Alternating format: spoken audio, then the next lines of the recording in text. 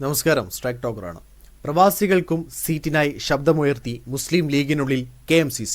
മുൻപും സീറ്റുകൾ ലഭിച്ചിട്ടുണ്ടെങ്കിലും വ്യവസായ പ്രമുഖരെന്ന പരിഗണന കൂടി നൽകിയതായിരുന്നു ലഭിച്ച സീറ്റുകൾ. സാധാരണ പ്രവർത്തകർക്ക് സീറ്റ് ലഭിക്കാനാണ് കാത്തിരിക്കുന്നത് എന്നാണ് KMCC global general secretary Puthur Rahman പറഞ്ഞത്. 45 വർഷമായി ചോദിച്ചു വാങ്ങിയിട്ടില്ല. ഇനി അങ്ങനെയല്ല.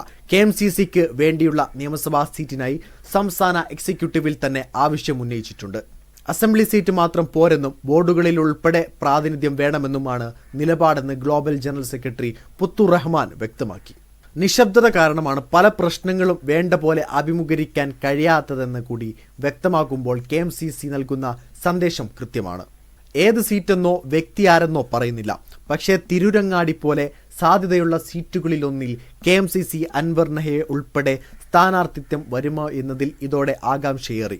KMCCക്കാകട്ടെ പ്രവാസ ലോകത്ത് നിന്ന് സ്ഥാനാർത്ഥികളെ ലഭിക്കാനും ജയിപ്പിക്കാനും പഞ്ഞവുമില്ല എന്നതാണ് മറ്റൊരു കാര്യം.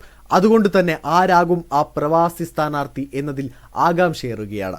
വീഡിയോ ഇഷ്ടമായ ലൈക്ക് ചെയ്യുക, നിങ്ങളുടെ അഭിപ്രായം രേഖപ്പെടുത്തുക. കൂടുതൽ വീഡിയോസുകൾക്കായി ഈ ചാനലിലൂടെ തന്നെ സബ്സ്ക്രൈബ് ചെയ്യുക. This is strike talk signing off.